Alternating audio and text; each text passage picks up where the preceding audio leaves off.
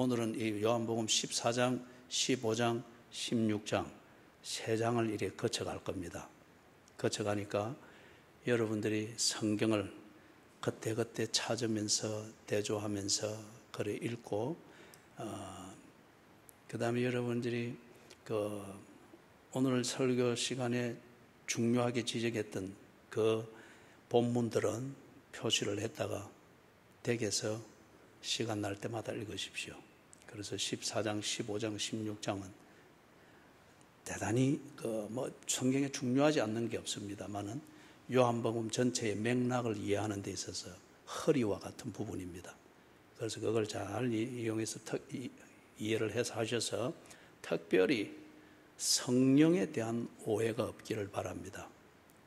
그 오해가 풀어지고 예수님께서 14장, 15장, 16장에서 말씀하시는 그 기준에서 성령과 성령의 사역을 바로 이해해야 여러분이 드디어 복음에 대해서 눈이 열립니다.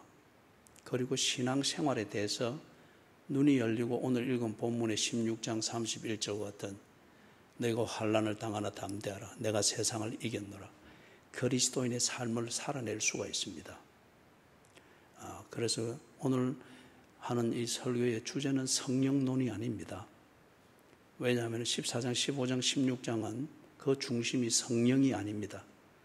예수의 자기 사람들을 사랑하되 끝까지 사랑하시니라 13장 1절에서 말씀했던 그것에 대한 구체적인 예수님의 하실 일을 말씀하는 겁니다. 사랑한다 하는 이걸 분위기로 씌워서 그러나 공수표가 된 사랑이 너무 만연하죠. 그렇기 때문에 현대인들이 또는 교인들이 사랑을 믿지 않습니다. 그냥 인사치레에 그런 카드로 사용할 뿐이지 사랑을 모릅니다. 그래서 예수님이 사랑한다 이래도 감동이 없는데 예수님께서 내가 너희들을 사랑하는 것, 그 내용은 이럴 것이다. 그걸 우리가 13장에서 보았고 그것을 보증하는 것이 14장, 15장, 16장에서 거기서 16장에서 특별히 강조하는 성령님이 오실 것이다 하는 것을 말씀하는 겁니다. 그래서 예수님이 자기 사람들을 사랑하시되 끝까지 사랑하시니라 그것을 보증하는 그것으로서 14장, 15장, 16장에 어떤 내용으로 예수님이 말씀하셨는지 그래서 그 안에 성령님이 그 역할을 위하여서 성령이 오셔야 했고 그 일들을 하신다 하는 것을 이해하는 것이 필요합니다. 그래서 오늘 14장, 15장, 16장 이것을 쭉 거쳐가면서 그렇게 설명을 하고 그 다음에 한 가지 당부를 드릴 것은 오늘만큼은 아멘을 소리를 내지 마십시오. 왜냐하면 담임 목사님이 계시다가 잠시 자리를 비우실 때 은퇴 목사가 와서 설교를 할 때 아멘 소리가 달라지거나 평소에 아멘 하던 사람이 안 하거나 또는 안 하던 사람이 하거나 일이 될 때 만에 하나 괜히 오해가 생기고 분란이 생길 수 있습니다.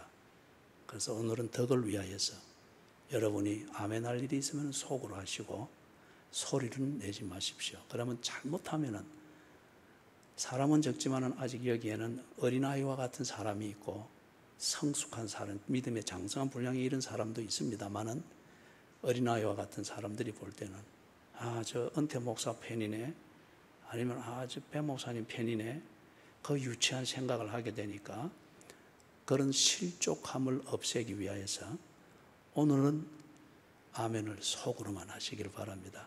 제 말씀을 이해하시겠죠?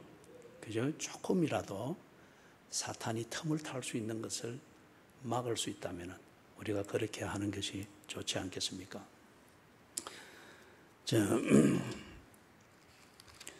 16장을 읽은 그 본문을 이해하기 위해서는 우리가 13장 거기서부터 예수님의 사역의 일정에 있어서 13장이 전환점이 됩니다. 보여주고 그 다음에 경험하게 하고 하던 그 중심의 일정에서 이제는 13장 전환점에서 제자들에게 다 생각하게 만드는 그리고 그 생각을 어떤 관점에서 해야 되는지, 무엇을 붙잡고 해야 되는지 그 사실을 정리를 해 주십니다. 그리고 14장에서부터 16장은 그것을 염려하지 말라는 겁니다. 내가 시킨 대로 해보라는 겁니다.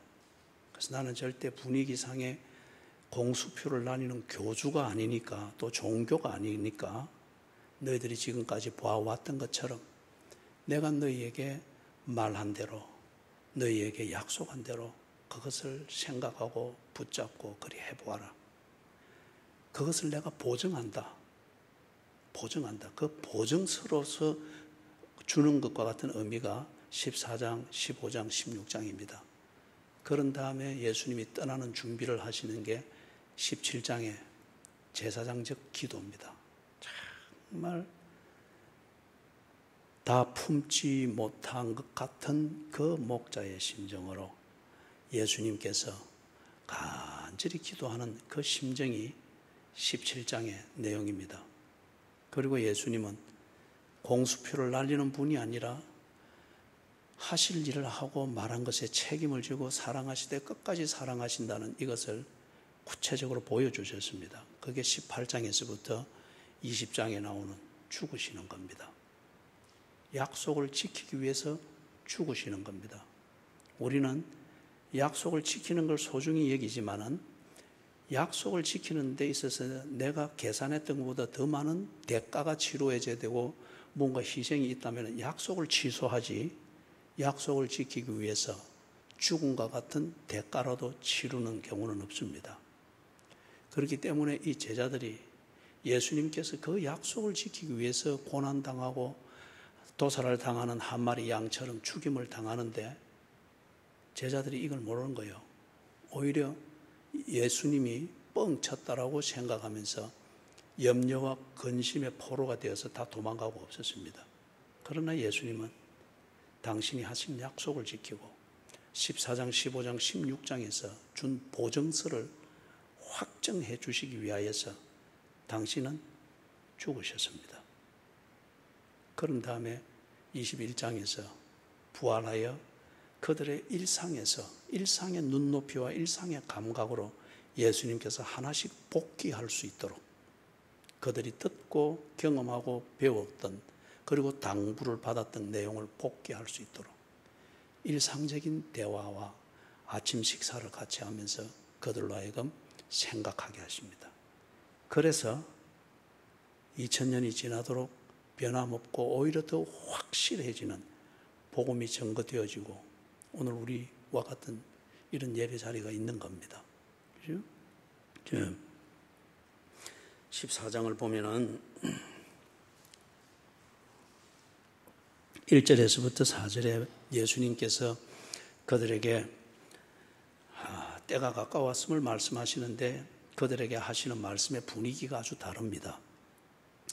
그냥 같이 있으면서 한 번씩 혼이 나고 꾸중을 듣고 한 것은 있는데 지금 여기서는 분위기가 이제 내가 떠난다. 이제 작별이다. 그래서 그 작별의 의미를 말씀을 하는데 제자들이 이걸 알아듣기가 아주 어렵습니다. 그래서 그 중에 어리파인 도마가 예수님께 질문을 합니다. 그게 5절에 나오죠. 도마는 어리파이고 정의로운 사람입니다. 그리고 굉장히 도덕적인 가치를 중요하게 여기는 사람입니다. 이게 어느 단계까지는 좋은 면이지만은 이게 결정적인 장애물로 작용합니다. 결정적인 장애물로. 사람이 본질적으로 변화되는 데 있어서 이게 아주 결정적인 장애물로 작용하게 되는 것. 사람이 반듯하고 별 흠잡을 데 없이 살아온 사람은 절대 자신의 부족함을 깨닫지 못합니다. 그리고 그런 걸 지적하는 것을 받아들이는 대화를 할 줄을 모릅니다. 도마가 그런 부류의 사람 중에 한 명이었습니다. 그래서 5절에 질문을 하죠. 5절 도마가 이르되 주여 주께서 어디로 가시는지 우리가 알지 못하거늘 그 길을 어찌 알겠사옵나이까. 도마가 나름대로 예수님과 동고동락했습니다. 그런데 지금 예수님이 전혀 다른 분위기에서 이 결정적인 말씀을 하실 때 도마는 여기까지입니다.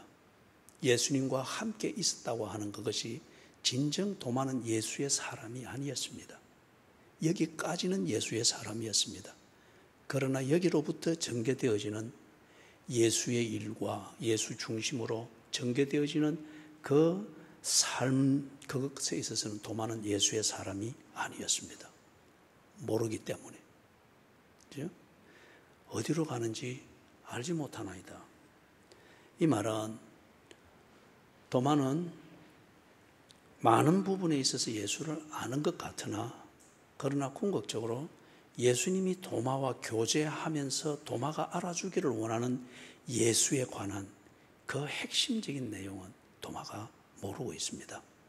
참 이게 오늘날 부부관계를 비교해봐도 그렇죠. 참 재밌게 사는 부부인 것 같은데 어느 부분 가면은 재밌게 대화하고 농담하고 먹으러 다니고 놀러 다니고 그런 계획을 세우고 하는 데는 아주 잘 맞는 것 같은데 의미를 위하여서 보다 나은 가정에 그 목적을 위하여 의미 있는 희생과 공조를 위해서 대화가 전개되어지면은 더 이상 부부가 아닙니다.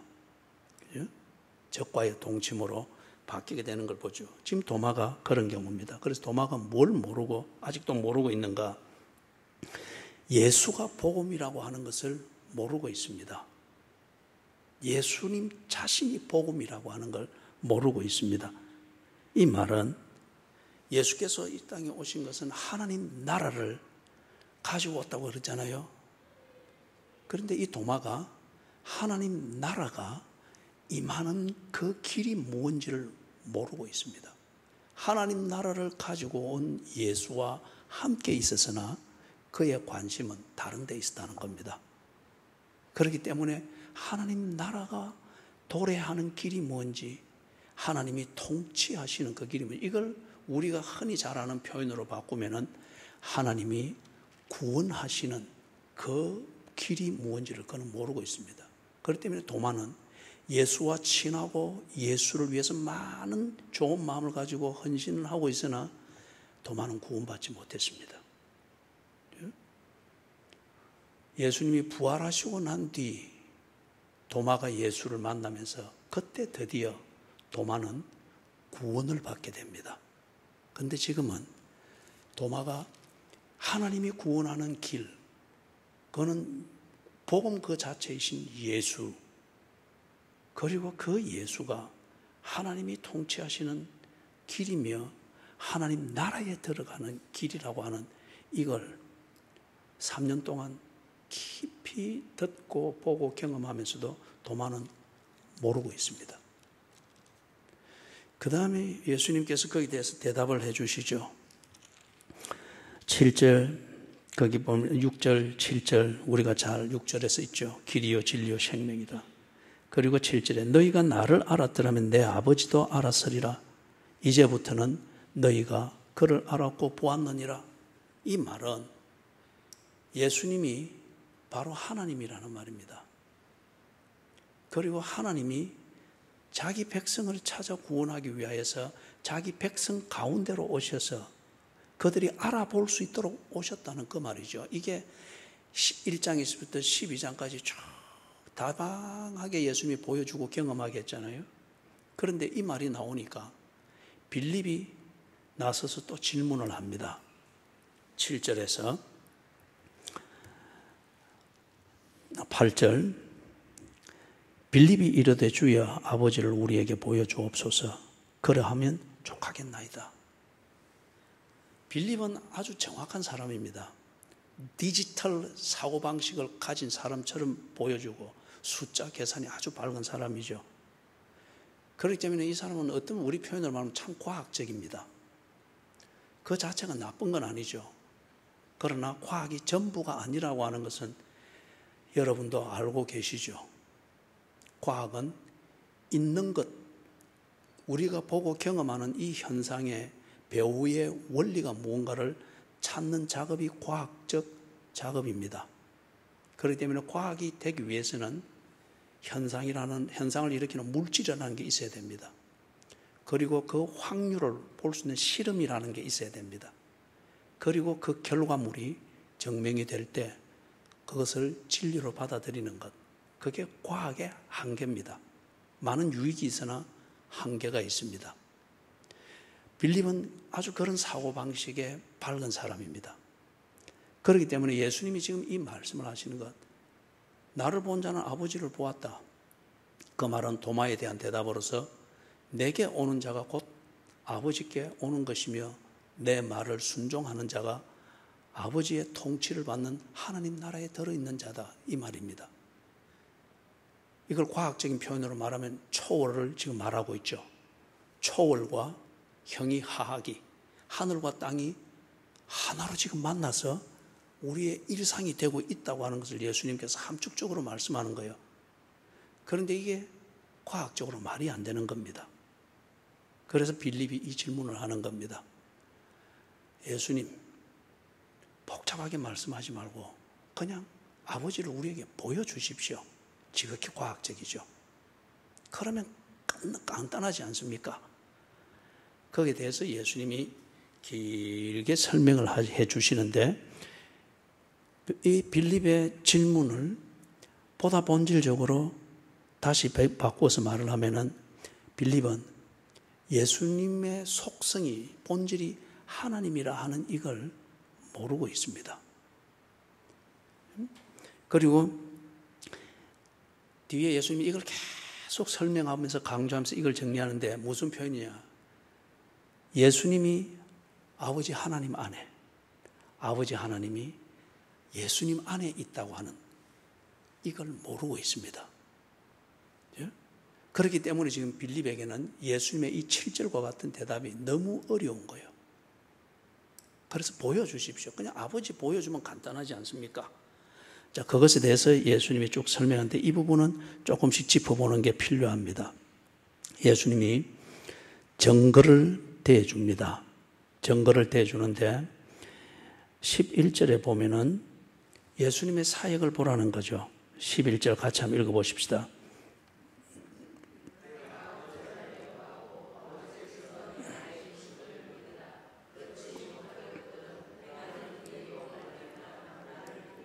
아주 과학적인 논증이지요. 예수의 본질이 하나님이면은 그가 하는 일에는 반드시 하나님만이 하실 수 있는 일이 나타나야 됩니다. 예수가 하나님이면은, 그 본질이 하나님이면은 사람의 형상을 입고 있을지라도 그의 본질은, 그 형상을 통해서 본질은 나타나야 됩니다. 그 본질이 예수님이 하시는 일, 그것을 통해서 나타나는 거죠. 그래서 그분이 하신 일이 하나님만이 하실 수밖에 없는 일을 하고 있다면 그분은 하나님이라는 겁니다. 그래서 예수님이 이 빌립에게, 과학을 숭상하는 빌립아, 네가 숭상하고 신뢰하는 과학적 틀을 가지고도 네가 아직 이것을 상식적인 수준의 것도 네가 깨닫지 못했느냐? 못 믿겠던 내가 하는 일들을 돌아보아라. 누구도 할 수 없는 그 일, 하나님만이 할 수밖에 없는 일을 내가 하고 있다고 하면은 내가 하나님이라는 것을 네가 인정하지 못하겠느냐? 그 다음에 두 번째 증거는 13절을 보세요. 중간들을 읽으면서 연결이 돼야 되겠는데 시간 관계상 요점만 짚습니다. 13절 여러분 또 읽어봅니다. 시작.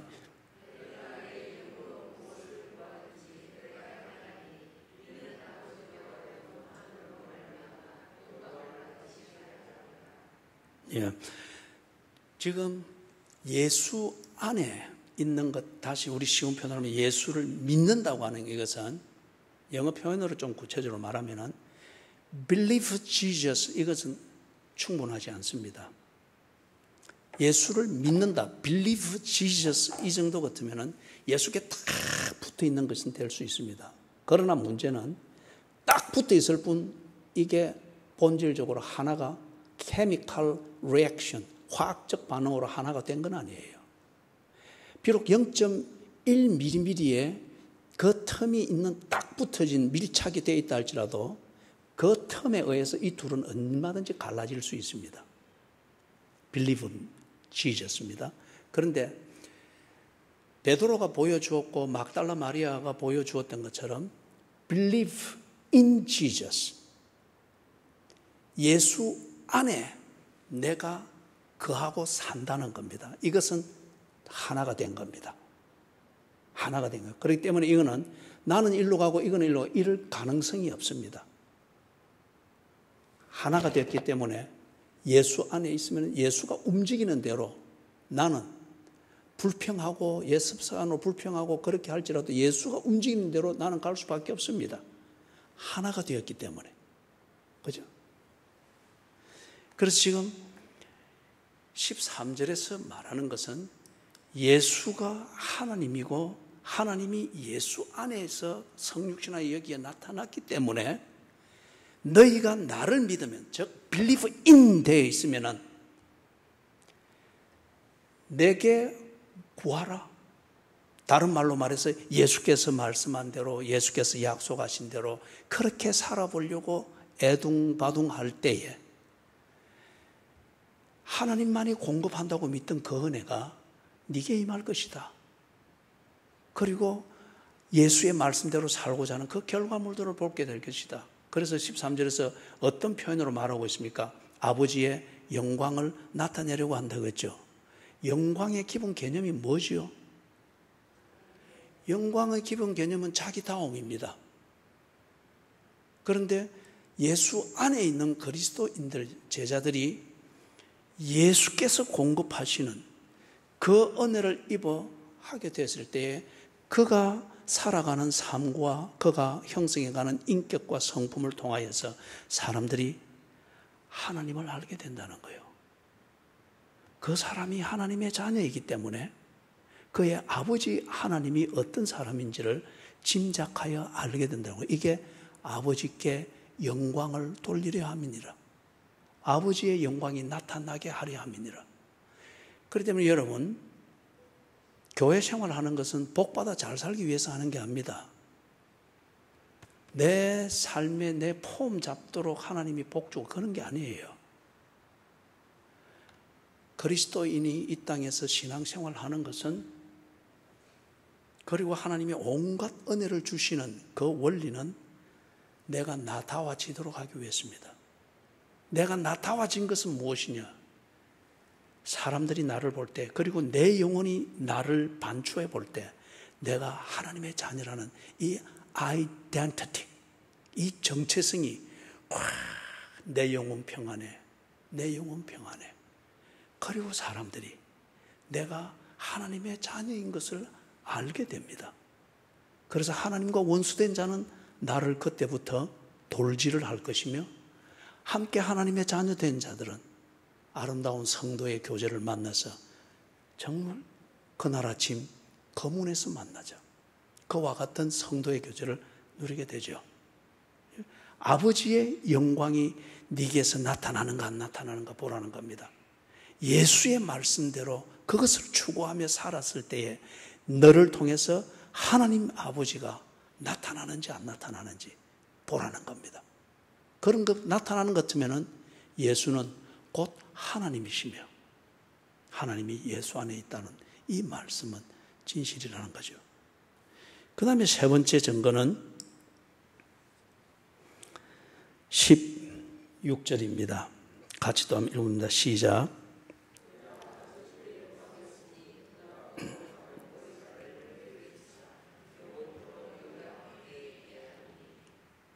이것은 세 번째 증거입니다. 성령이 오실 것이다. 이 제자들이 성령이 누구이며 무엇을 하는지 본질에 대해서는 모르나 구약에서도 들었던 하나님의 영에 대해서 그냥 교리를 외우듯 알고는 있습니다. 예수님께서 여기서 성령이 오셔서 그분이 하시는 일을 좀 그들의 눈높이에서 말씀을 해주는 거예요. 바로 그 영, 너희들이 알고 있는 하나님의 영이 오셔서 내게 대하여 증거할 것이다.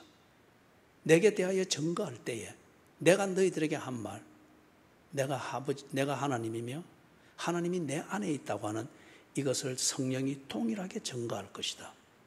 그렇죠? 세 번째 증거입니다. 그래서 여기에 앞에서 보았던 대로 빌립이 예수님, 그냥 아버지를 우리에게 보여주십시오. 그럼 간단하지 않습니까? 그래? 나를 본 자는 아버지를 보았느니라. 나를 본 자는 아버지를 보았고 내 말을 듣는 자는 곧 아버지를 순종하는 것이니라. 모르겠느냐? 과학적으로 논증을 해 주셨습니다. 세 가지의 증거를 제시를 하면서 논증을 해 주셨습니다. 첫 번째 논증은 예수님이 하는 일이 하나님만이 할 수 있는 일이면 예수의 본질은 하나님이라. 과학적이죠. 두 번째 논증은 예수님이 말씀하신 대로 그것을 믿고 그리 살아봐라.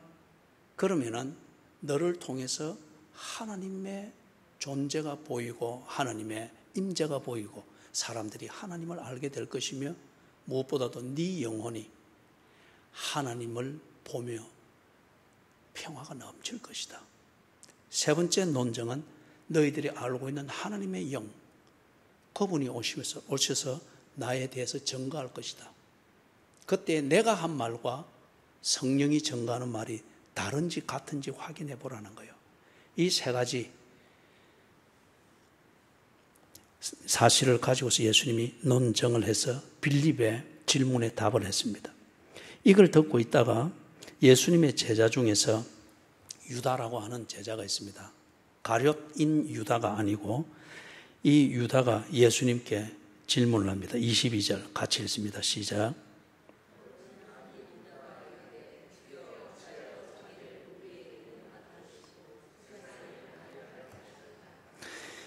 유다가 지금 하는 질문은 이제 들어보니까 많이 납득이 됩니다.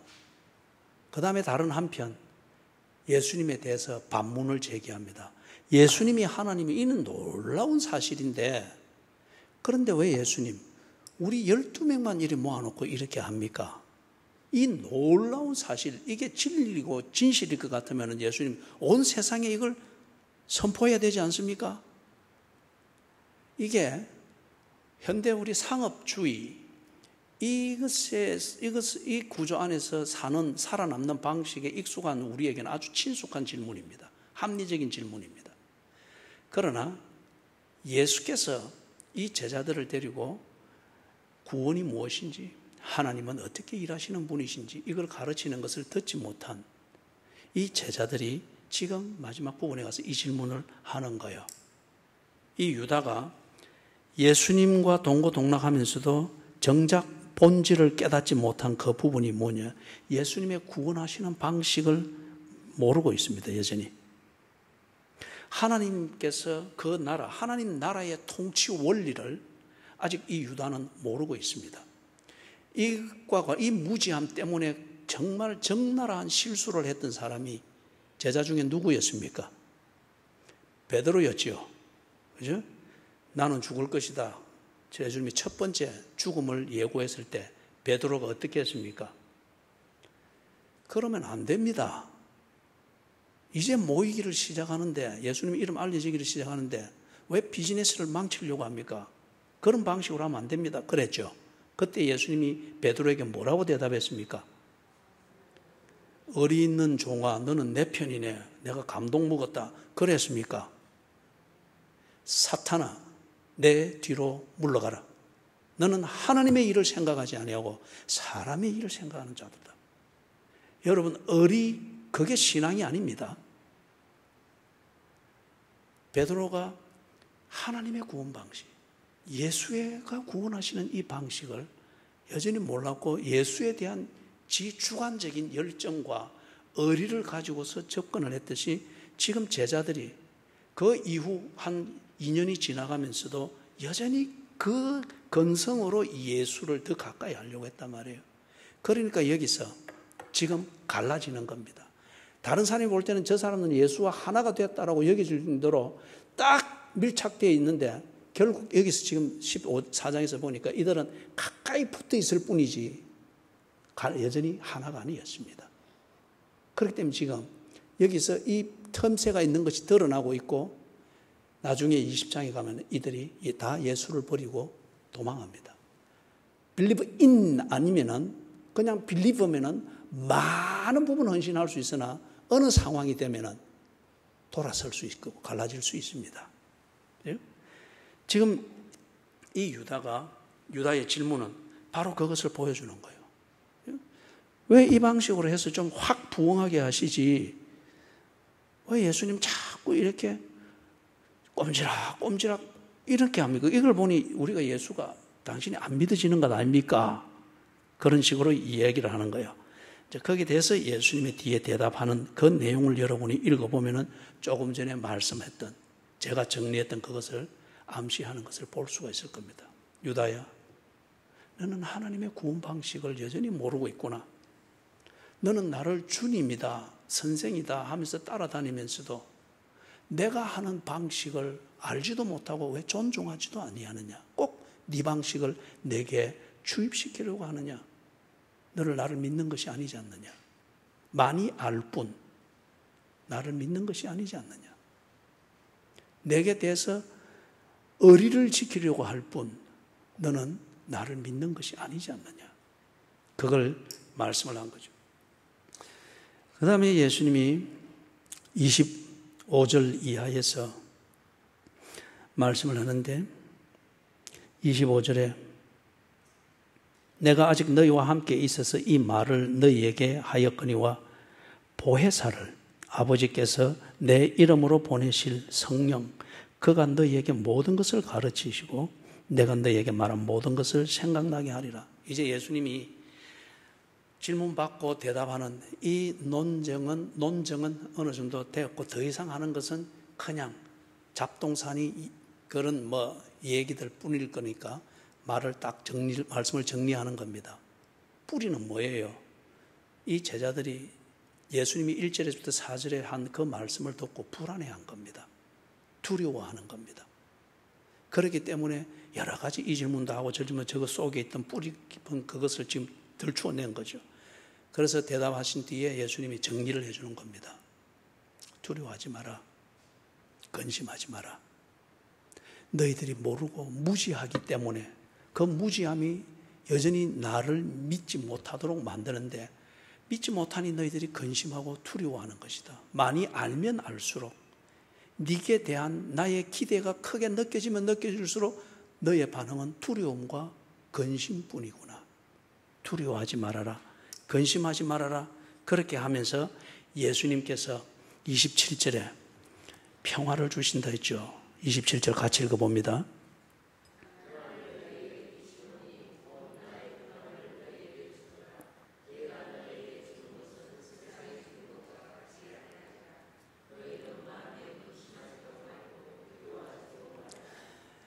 마음에 근심하지도 말고 두려워하지 말라. 내가 네게 평안을 주노라.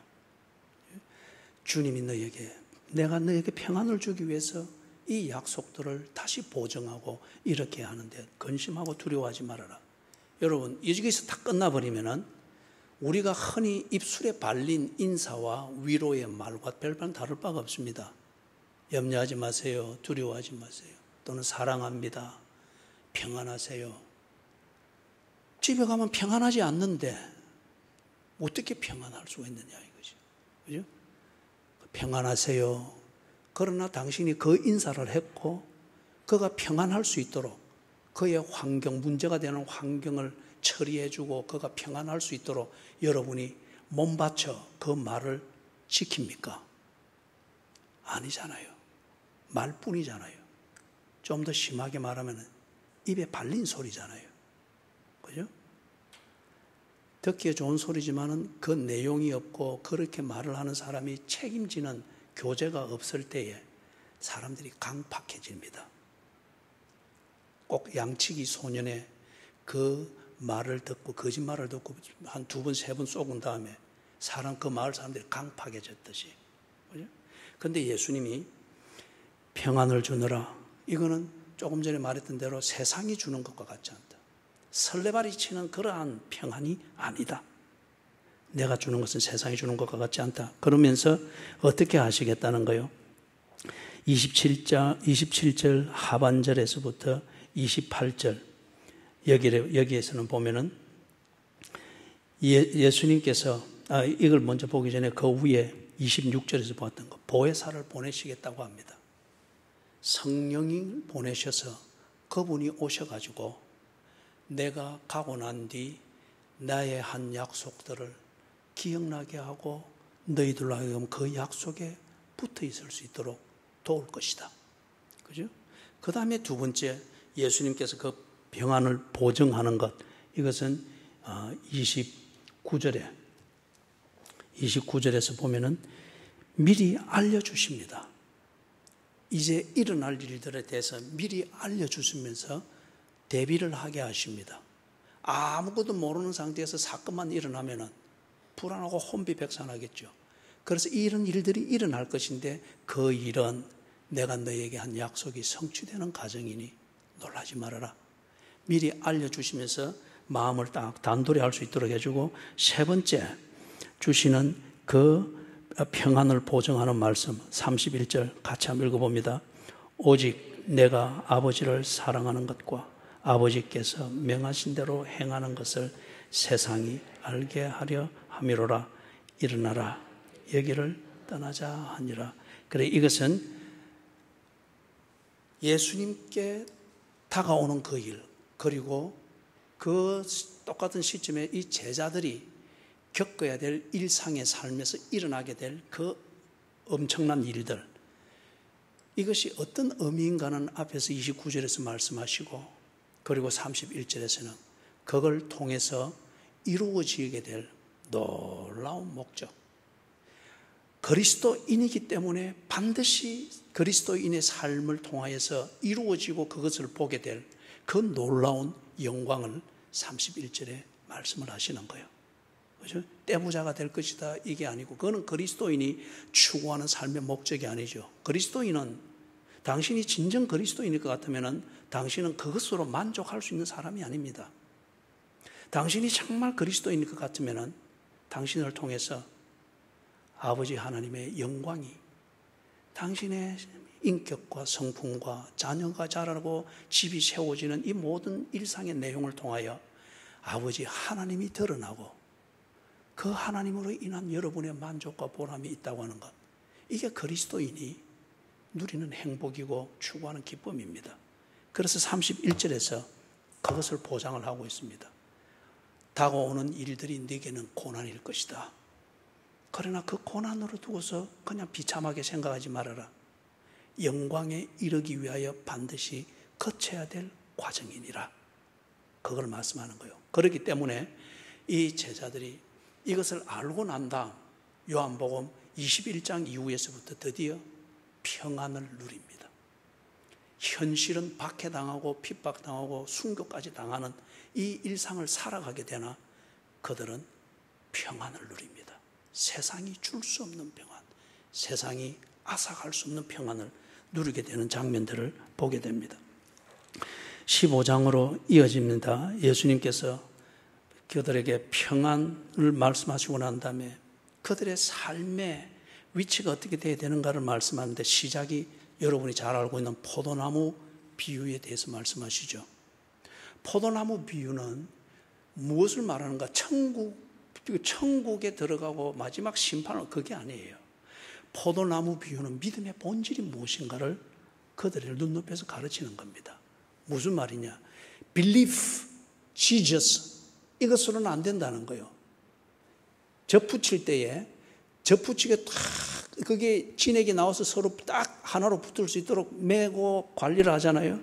그런데 거기에 해충이 들어가고 해서 이 젖붙인 가지가 틈새가 조금이라도 벌어져 있으면 들어간 해충이 다 점령해 버리죠. 그리고 이 가지는 절대 이 둥치에 한 몸이 되지를 못합니다. 믿음은 무엇이냐? 예수와 내가 하나가 되는 겁니다. 이것을 잘 알도록 하기 위해서 하나님이 창조의 원리에서 우리에게 준 게, 이걸 가르치기 위해서 부부라는 이 관계를 주신 거예요. 부부라는 이 관계를 통해서 물리적인 영역이지만은 하나가 된다고 하는 것이 무엇인가를 알도록 그 모델을 주신 거예요.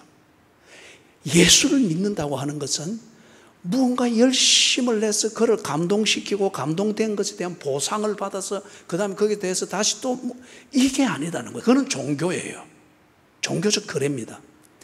예수를 믿는다고 하는 것은 뭐냐? 하나가 되는 거예요. 예수가 아버지 안에, 아버지가 예수 안에 있듯 예수는 그 관계를 우리에게 주시기를 원해요. 그 관계 속에 들어가는 이게 구원입니다. 내가 예수 안에, 예수가 내 안에 있는 것. 이럴 때에 정말 그 사람이 예수의 삶을 살게 되는 거예요.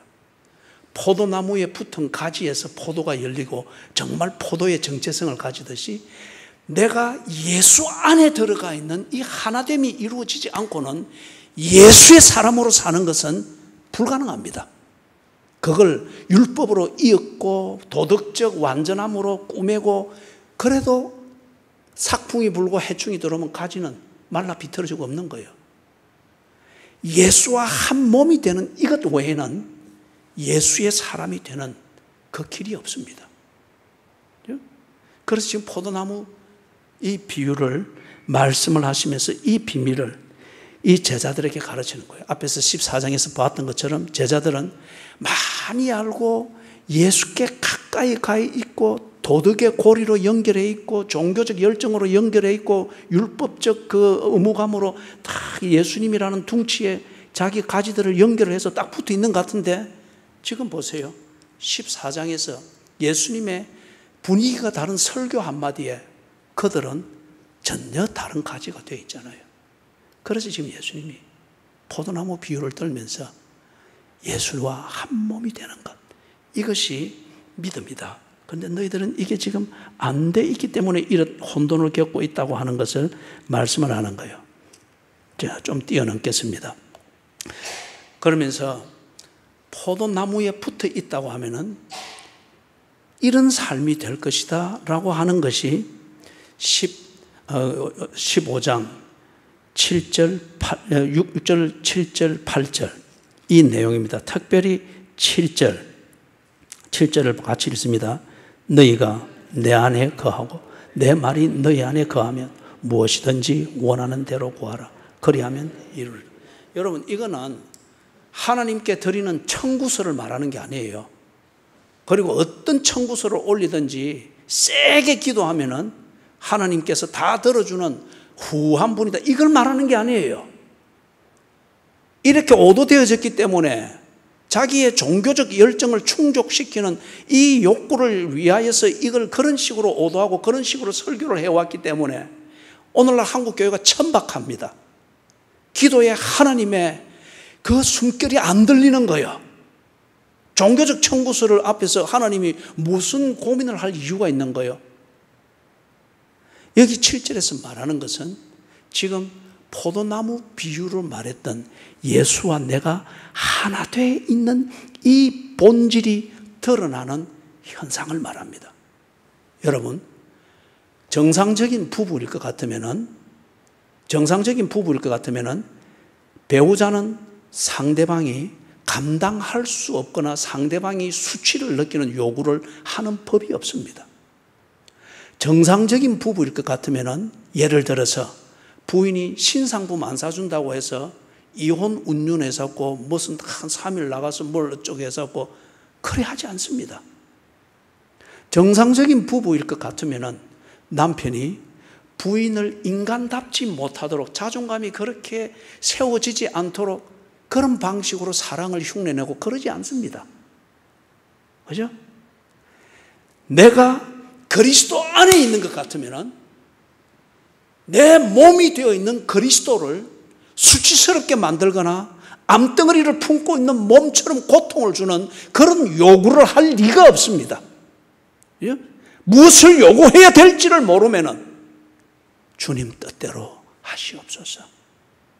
살아도 주를 위하여, 죽어도 주를 위하여. 그러나 하나님, 내가 무엇을 어떻게 해야 될지는 모르겠습니다. 그냥 뜻대로 하시옵소서. 무엇이든지 원하는 대로 구하라. 그리하면 이루리라. 주님이 나를 나답게 하는데 꼭 있어야 될 것을 위해서 당신이 영광의 보좌를 버리고 와서 나처럼 되셔서 나와 같은 존재로 오해를 받으시는 것도 감수하시고 내가 죽어야 될 죽음을, 내가 죽을 용기도 없으면서 죽을 죄들을 짓고 있는 나를 살리기 위해서 당신이 대신 죽어주셨잖아요. 내가 원하는 것 무엇이든지 당신은 해주셨습니다. 그것처럼 이제 그걸 통해서 주님과 한 몸이 되었다고 하면은 내가 무엇을 위해서 살아야 하는지, 그 삶을 위해서 내게 무엇이 있어야 되는지, 무엇이 우선순위가 되어야 되는지 분명히 달라집니다. 그럴 때에 하나님, 오늘도 내가 그리스도인답게 살기 위하여서 오늘은 내 마음에 불편한 사람을 적어도 3명은 만나야 되는데 내가 어떻게 하면 되겠습니까? 내 마음은 복수를 하고 싶은 마음이 간절합니다마는 주님 동의하십니까? 이게 무엇이든지 원하는 대로 구하라. 그리하면 이루리라.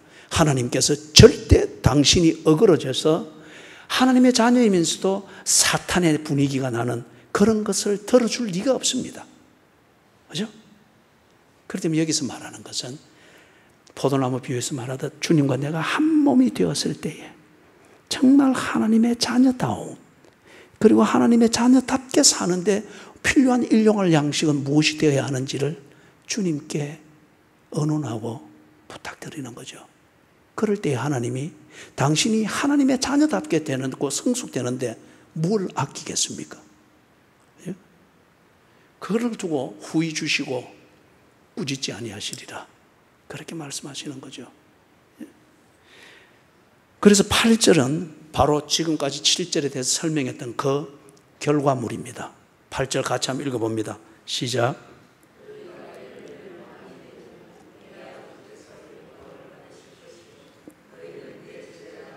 그렇죠. 내가 주 안에 있는 진정한 믿음을 가지고 있는 이 사람이 되었다고 하면은 주의 제자가 되는데 필요한 그것을 위해서 내가 뭘 해야 되는지, 그리고 아버지의 영광이 드러나는 것, 하나님의 하나님 되심이 나같이 보잘것없는 탕자와 같은 나를 통해서 이제는 하나님의 영광이 드러나야 되는데 그걸 위해서 내가 무엇이 필요하면 무엇을 해야 되는지 강구하게 되는 거죠. 그렇기 때문에 내가 진정한 믿음을 가지고 있다, 주님과 한 몸이 된 믿음을 가지고 있다, 그러면 내게 있어서 8절과 같은 것이 갈수록 뚜렷하게 나타나야 됩니다. 돈 잘 벌고 무병장수하기를 원하여서 여러분이 작정 기도를 하고 있다고 하면은 하나님의 모든 자비하심으로 권하노니 멈추십시오. 종교적 장난을 멈추십시오. 그래서 여러분의 남은 세월을 아끼도록 하십시오. 그죠? 아버지의 영광이 드러나고 내 제자가 되리라. 하나님의 자녀다운 이 모습, 그게 내가 추구하는 영광이잖아요. 그게 드러나는 것. 그게 드러나는 그 일상을 오늘 내가 살고 있는 것. 하나님이 그런 사람과 언제나 동행하고 계시다는 그 말씀입니다. 예?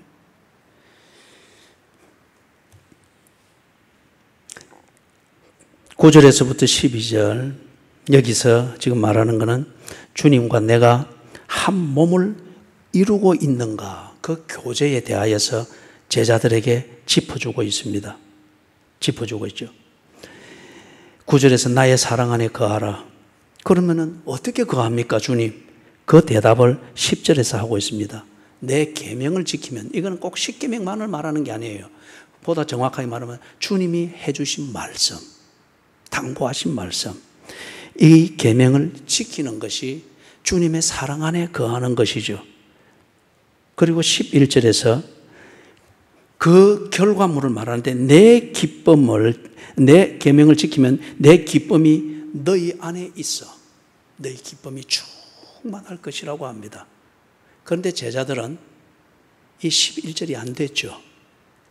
예수님 잡히는 거 보고 자기들의 기쁨을 찾기 위해서 다 도망갔습니다. 예수님과 붙어 있지 않았다는 거예요.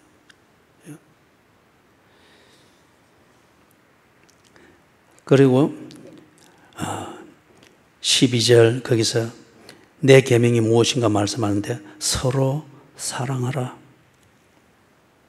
서로 사랑하라. 자, 이걸 지금 설명을 하자면은 오늘 별도의 시간을 가져야 됩니다. 그러나 단지 한 문장으로 말하면은 이거는 여러분, 네 좋고 내 좋고 이걸 위해서 예수님이 은혜 주고 그게 아니에요. 이거는 내가 예를 들면 간단하게 예를 들면 이렇습니다. 내가 주 안에 있는 사람이다. 그런데 주님이 문장로님을 구원하고 성숙된 종으로 키워 사용하기를 원하신다.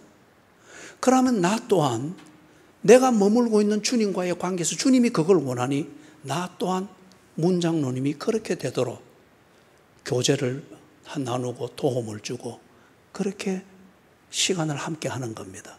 이게 서로 사랑하라 그 실천의 원리입니다. 주님이 당신을 사랑하니 내가 주 안에 있는 내가 주님이 사랑하는 것을 나도 사랑하는 거예요. 주님이 당신을 사랑하는 것을 제자들의 발을 씻기듯 사랑을 위하여서 필요하면 발이 있는 곳까지 내 자신을 낮추듯 주님이 그리하니 나 또한 그 사랑을 위해서 내 무릎을 꿇어 그 발 앞에 낮추는 겁니다. 굴종이 아니라 사랑하기 위하여서 주님이 그리하셨으니 내가 그리한다는 거예요. 이게 서로 사랑하라. 다른 말로 말하면 네가 정말 나를 사랑하느냐, 정말 네가 내 안에 있느냐, 그리고 내가 네 안에 있느냐 증명하라. 어떻게 증명하면 됩니까? 주님, 내가 사랑하는 자를 네가 사랑할 수 있느냐, 내가 사랑하는 방식으로 네가 사랑할 수 있느냐, 내가 사랑하는 수준만큼 너도 사랑할 수 있느냐. 그렇다면 너는 내 안에 있는 것이 맞다. 그거예요. 그게 서로 사랑하라.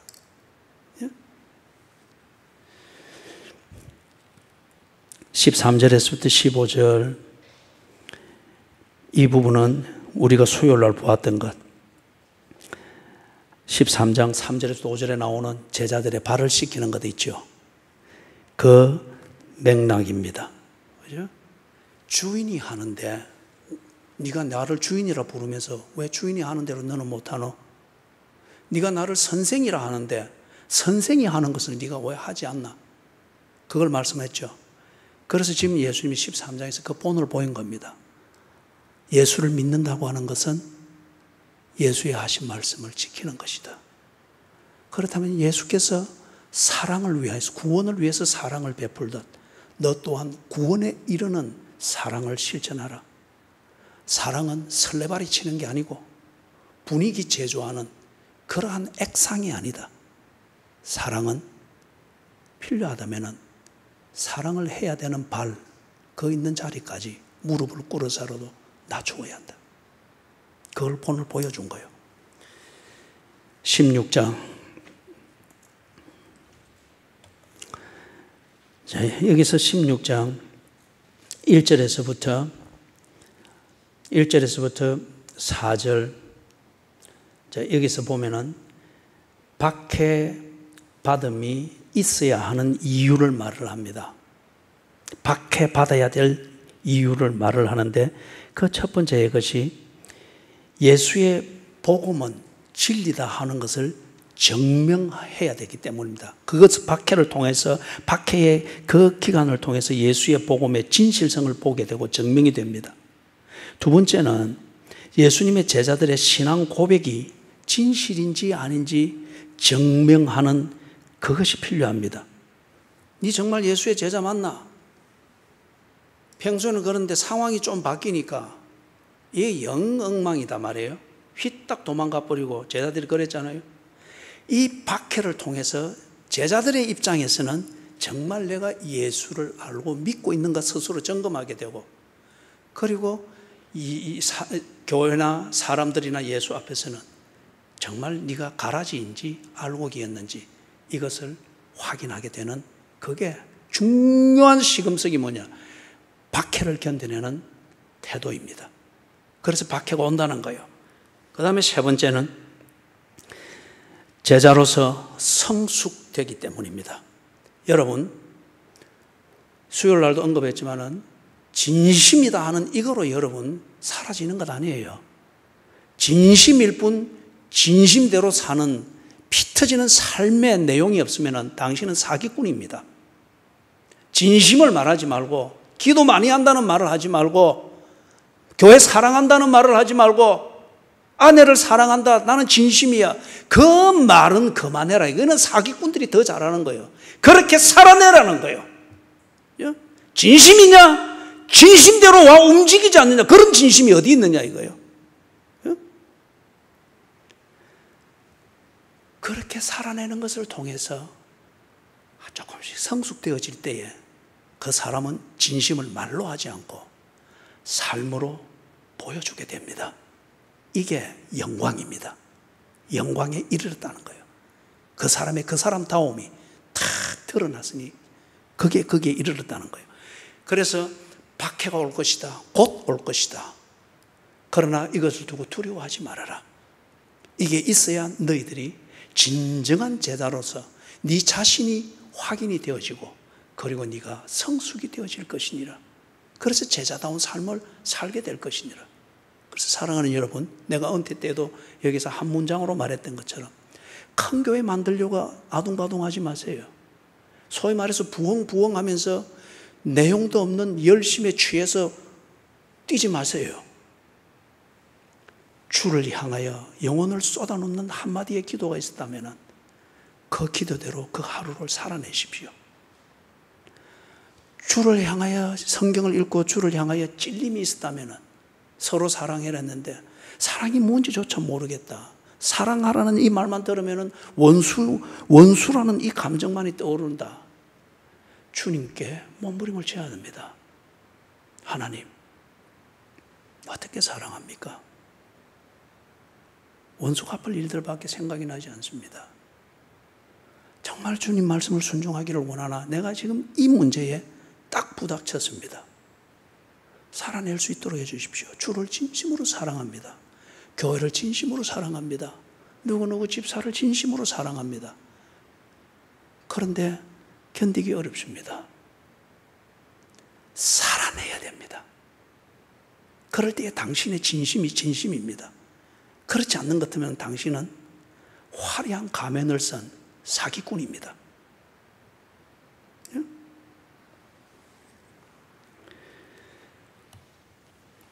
예수님이 도와주시겠다고 합니다. 그가 누구인가? 성령을 말씀을 합니다. 성령을 말씀합니다. 성령의 도우심을 통하여서 박해를 당할 때에 박해를 견뎌내는 그리스도인의 삶을 살아내게 된다는 거예요. 이게 예수가 하신 말씀을 기억하게 하고 생각나게 하고 그 의미를 깨닫게 하고 그리고 예수께서 영광에 이르도록 하기 위하여서 이 길을, 이 과정을 겪어가게 하시는구나. 그 영광을 바라보면서 견뎌내도록 성령이 우리를 도우신다는 거예요. 여러분, 절대적으로 혼자의 힘으로 자기 의로 영광에 이를 수 없습니다. 우리는 그걸 이룬답시고 도덕의 힘을 빌리고 율법적 의의 힘을 빌리고 종교적 열정과 분위기에 동화되어지는 이러한 분위기 맞춤을 그렇게 의존하고 하는데 그렇게 해서 천국에 이르는 자가 있느냐 이거예요. 그렇게 했던 이 제자들이 예수가 잡힐 때 다 도망갔어요. 도덕이 그렇게 무색합니다. 율법이라고 하는 게 그렇게 사람을 위선자로 만드는 거예요. 종교적 열정이라고 하는 거 분위기만큼 험악한 게 없잖아요. 그죠? 예수 안에 있을 때 자기 안에 있는 자를 지키기 위해서 예수께서 하나님의 영을 보내시고 그 영이 예수를 여전히 기억하게 하신답니다. 그래서 이 박해를 견뎌내며 박해의 의미와 목적인 그 영광에 이르게 하신다는 겁니다. 자, 오늘 읽었던 이 본문에서 마지막에 이제 정리를 합니다. 먼저 22절에서부터 24절을 같이 읽겠습니다. 시작.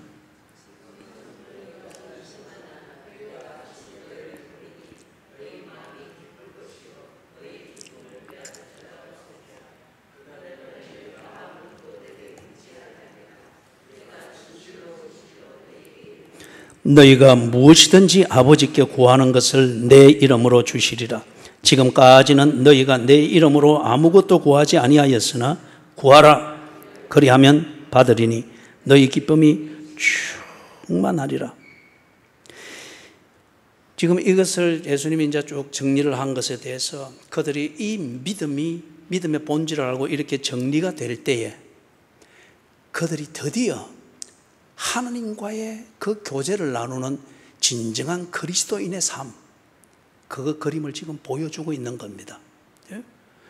너희들이 내 제자로서 3년 동안 따라다니면서도 왜 그리 늘 영혼의 밑바닥에는 피곤함과 변명과 또 다른 요행을 바라는 이것으로 네 자신이 복잡하고 결국에는 복음 앞에서 두려움과 근심으로 왜 그렇게 되느냐? 그는 너희들이 지금 믿음이 없기 때문이다.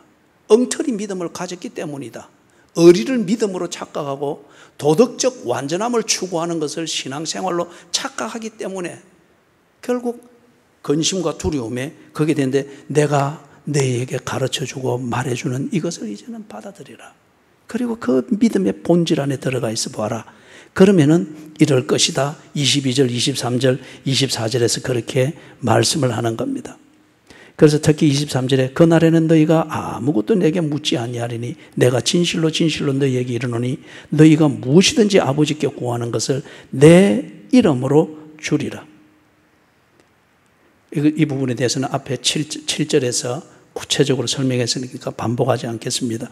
24절에 그들의 문제를 지적해 주죠. 지금까지는 너희가 내 이름으로 아무것도 구하지 아니하였으나 구하라 그리하면 받으리니 너희 기쁨이 충만하지라.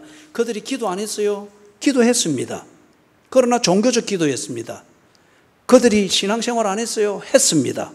그러나 그들은 율법적 의를 추구하는 의무감이었습니다. 그들이 하나님 나라를 위해서 헌신 안 했어요? 했습니다. 3년 동안 주님과 동고동락했습니다. 그러나 그것은 그들의 주관적인 종교적 분위기에 동화되려고 하는 몸부림이었을 뿐입니다. 그렇기 때문에 그들이 했던 기도는 주의 이름으로 한 것이 아닙니다. 나의 이름을 위하여서 하나님을 감동시키려고 했던 종교적 거래였습니다.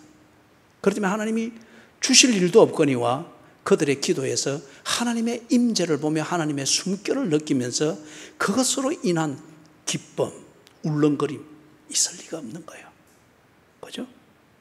그냥 금식하고 나면은 죽을 맛 그것밖에는 없고 병들 주거나 몸 쓰러지지 않기 위해서 보양식하고 섭생하는 거기에만 몰입이 되어지는 아무 감동도 없고 그런 것이 되는 거죠.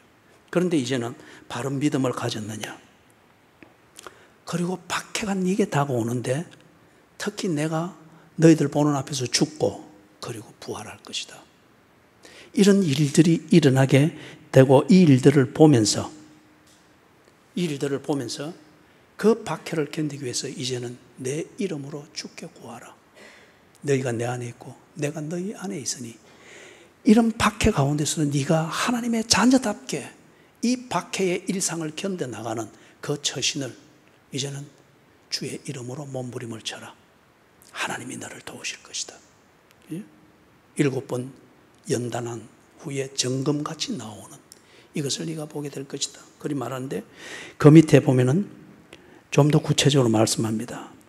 25절에서는 이것을 비유로 너희에게 알렸거니와 이거는 앞에서 말했던 거 16절에서 24절 예수님이 겪게 될 그 일들 그게 어떤 의미인지 이걸 비유로 말씀을 했습니다. 그래서 여자가 아이를 낳는 것 그 고통이지만은 아이를 낳고 나면은 그렇게 고통을 다 잊을 정도로 기쁨이 충만해지는 비유죠.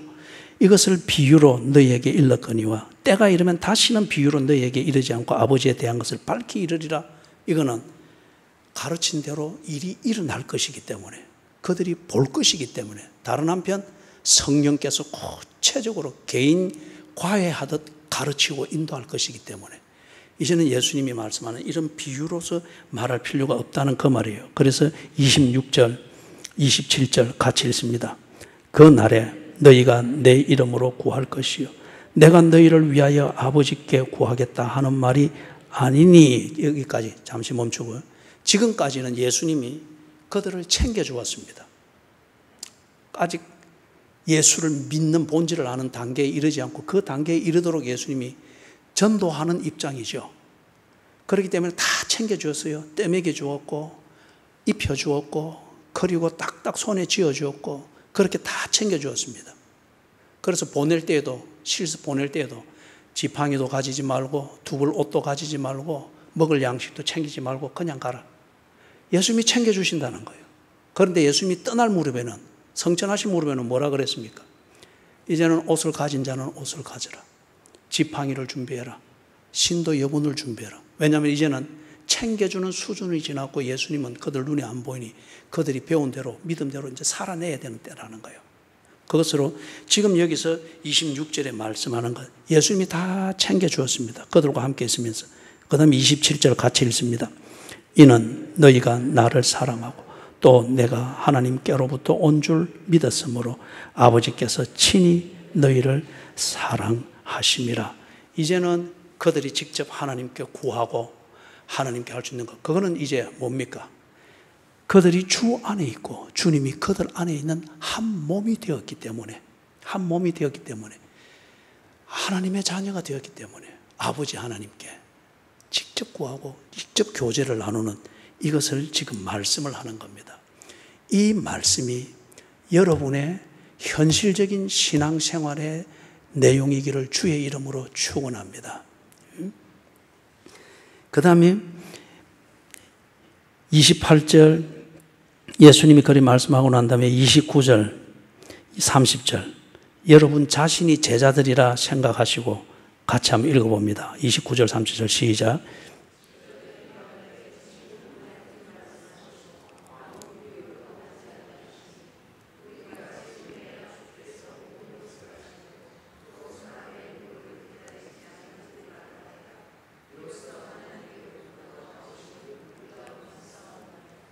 아주 감동적인 순간이죠. 또는 예배를 드릴 때 교인들이 그날따라 아멘, 아멘, 이래서 뭐 나갈 때도 아주 밝은 얼굴로 나갈 때, 그때 설교자는 상당히 인간적인 보람이 있습니다. 보람이 있는데 거기에 또 속으면 안 되죠. 지금 제자들이 그런 분위기입니다. 확 뭔가 예수님을 알고 깨닫는 이게 확 열려버렸습니다. 그리고 뭔가 시원합니다. 그죠? 아, 이런 거구나. 예수 믿는 게 이런 거구나. 믿음이 이런 거구나. 이 믿음 생활을 통해서 그리스도인에게 주어지는 그 특권이라는 게, 그 영광이라는 게 이런 거구나. 확 깨달아졌습니다.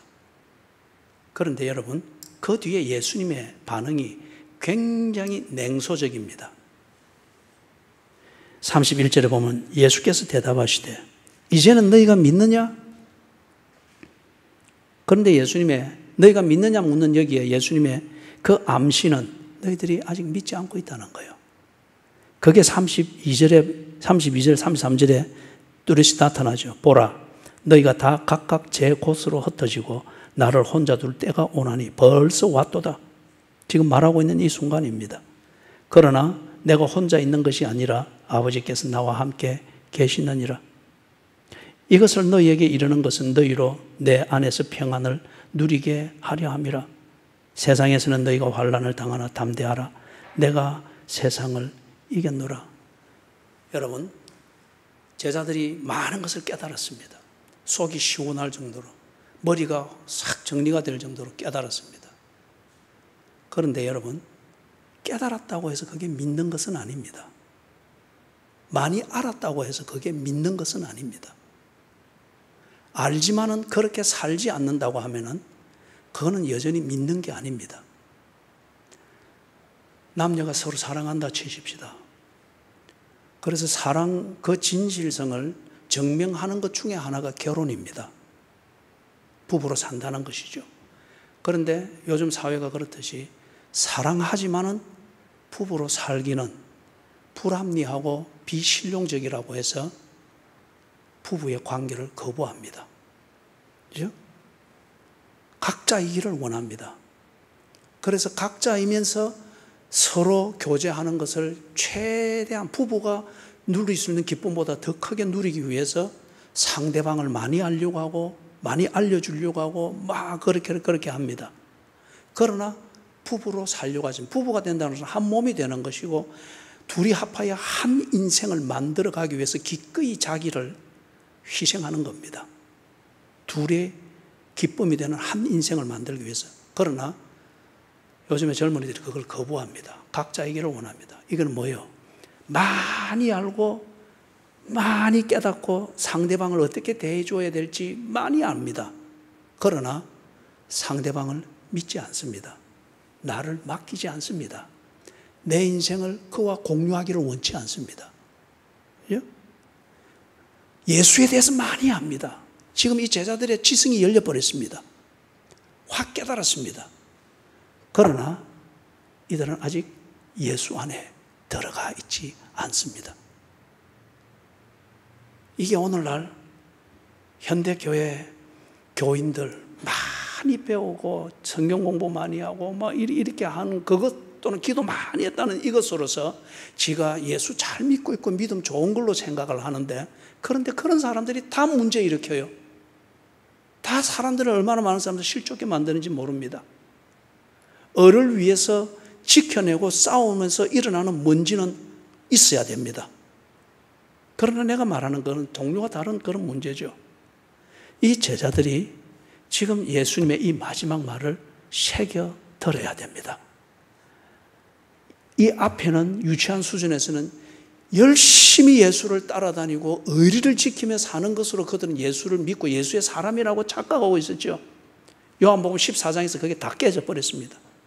그리고 이제 예수님이 정리해 주는 걸 들으면서 이제는 바로 알았고 많이 알았기 때문에 확 열렸기 때문에 이제는 예수의 사람이라고 그들이 착각하면서 우리가 믿나이다. 이제 너희가 믿느냐? 무슨 말이에요? 많이 알았으나 너희들이 내게 아직 들어오지 않았다. 이리 되면은 많이 알기 때문에 자기 자신을 죄인으로 들키지 아니하면서 여전히 지 하고 싶은 대로 할 수 있는 거예요. 이게 그들이 겟세마네 동산에서 예수 잡힐 때 도망갔잖아요. 그리고 베드로 같은 경우는 주변의 사람들이 의심하던 사람들이 자기를 신뢰할 수 있을 정도로 저주하며 맹세하여 가로되 나는 그를 모른다. 예수를 많이 알았기 때문에 예수를 부정하고 자기가 생각하는 평안을 유지하는 이 말장난을 얼마든지 할 수 있잖아요. 오늘날 교회들의 문제가 무엇입니까? 목사들의 문제지 않습니까? 중직자들의 문제지 않습니까? 일반 교인들이 신뢰해주고 존경해주고 있는 그 사람들이 문제지 않습니까?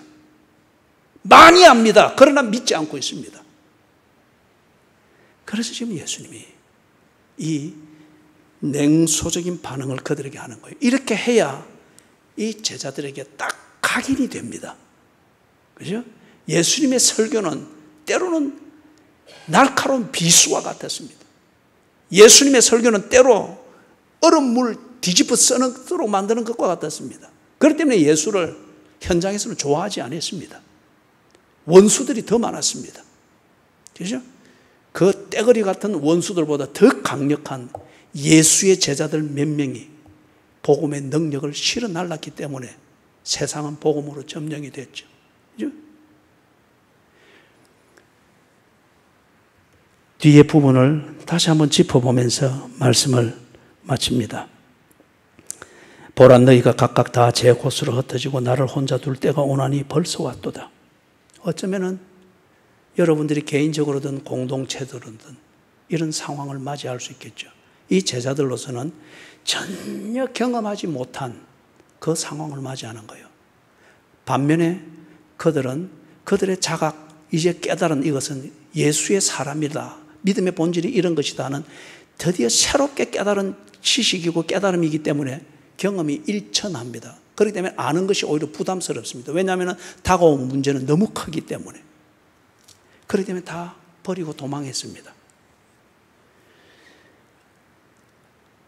그런데 예수님은 예수님에게 의리를 보여주는 그 사람들이 있기 때문에, 그 사람들의 분위기 때문에 예수가 예수 되는 것 아닙니다. 이것은 역시 교회, 예수의 몸인, 그리스도의 몸인 교회도 마찬가지예요. 그죠? 절대 여러분 사람과 좋은 교제를 나누세요. 그러나 그 교제가 지나쳐서 교회의 본질을 좌지우지하도록 그렇게 본인인 것 같으면 교만도 하지 마시고 그런 사람 보고 두려워하지도 마세요. 다 버리고 도망할지라도 예수는 예수로서 계셨고 당신이 하실 하나님 나라의 일은 거침없이 진행됐습니다. 그러면서 33절에 예수께서 제자들에게 진정한 평안을 주십니다. 이것을 너희에게 이르는 것은 너희로 내 안에서 평안을 누리게 하려 함이라. 예수 믿는 것을 두려워하지 마십시오. 주의 몸된 교회를 위해서 지켜야 할 것을 지키기 위해서 받는 박해를 두려워하지 마십시오. 예수를 통해서 배웠던 그 말씀대로 순종하는 것, 이것을 두고서 세상이 뭐라고 할지라도 그것이 당분간의 핍박과 박해로 올지라도 예수께서 하신 말씀대로 그것을 생각하며 깊이 생각하며 그것에 매달릴 때에 당신은 진정한 평안을 누리게 될 것입니다. 세상이 주는 것과 다른 그런 평안입니다. 그래서 세상에서는 너희가 환난을 당하나 담대하라. 내가 세상을 이겼노라. 예수 안에 있는 자들은 예수의 승리를 누리는 것이죠. 부부가 한 몸이니까 남편의 성공은 남편을 내조한 부인의 기쁨입니다.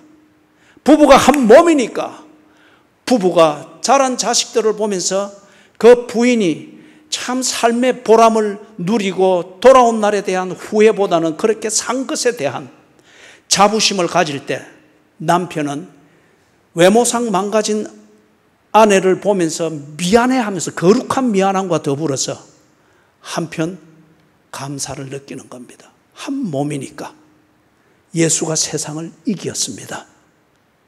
예수 안에 있는 자들, 그들이 예수에게 주어진 박해를 동시에 받게 됩니다. 그러나 예수는 박해를 이겼고 예수의 영광으로 나타났습니다. 당신이 그러할 것입니다. 예수 믿으십시오. 그리고 예수 믿는 사람답게 사십시오. 예수 믿는 사람답게 사는 것은 예수가 하신 말씀을 지키는 것이며 그 말씀대로 예수가 보여준 대로 사랑을 실천하는 겁니다. 그 사랑이 진실이었던가 아니었던가는 여러분에게 진정한 예수 안에 있는 기쁨이 늘 넘쳐나고 있는지 그것으로 검증이 되어야 할 것입니다. 기도하십시다.